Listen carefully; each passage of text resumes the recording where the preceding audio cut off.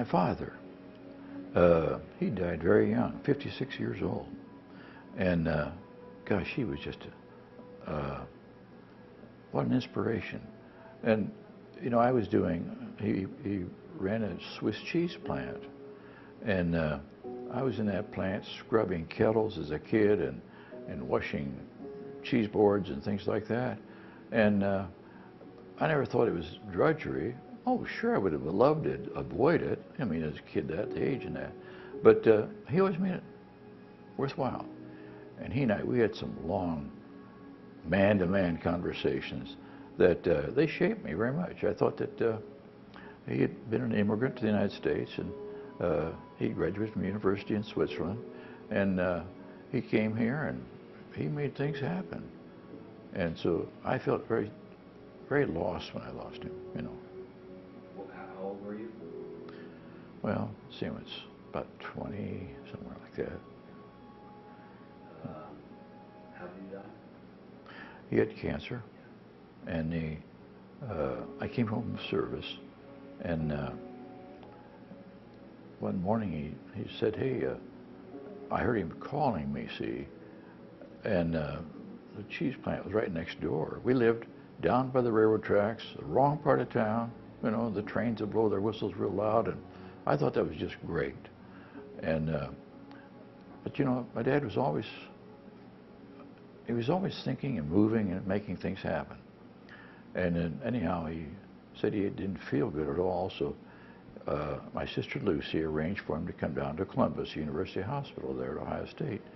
And boy, it was just real fast from there. They operated on him practically within a week.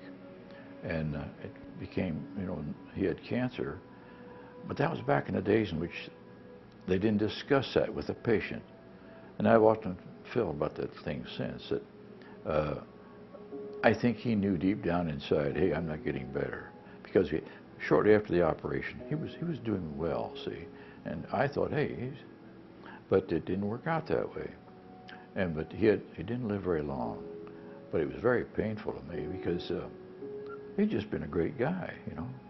And my mother, she was a very well organized person. And illustration, they'd had 5 girls, baby girls. One had died. And anyhow, then finally my brother Fred arrived.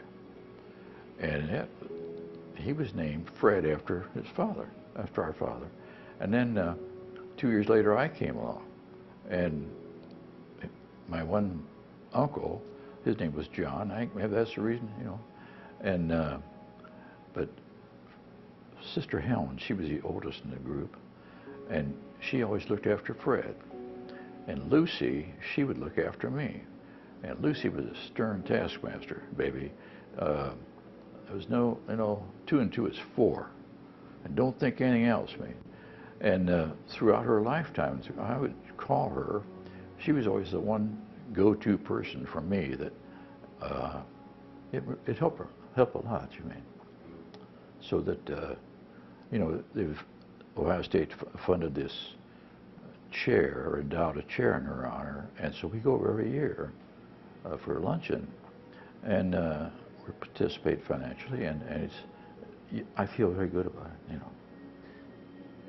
Her name is on Plaque, things like that, yes.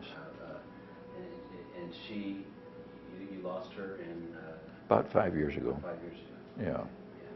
And the tough thing was that we hadn't been over to, she had great tickets for Ohio State football games, see. And we went over it a number of times, and then I got real busy, you know how you do, and sort of fell by the wayside, didn't go, but she enjoyed having somebody come over, or someone else, use the tickets, because she was getting up in years too, but she had tremendous pressures in her job. And anyhow, she'd been retired, but you know, they're supposed to retire at 65 there. Well, she worked till she was 70. And then she had an office there yet. And then they endowed the chair, so she would go over there and read all the essays these people, these contestants were writing and things like that. And she decided who got the thing. It was that the one scholarship then, it's 2 scholarships now. And our one niece, Fred's daughter, lives there in Columbus. She's in business herself, and she has taken Lucy's place. They now have a committee that reads all the essays. So I feel real good about it, you know what I mean?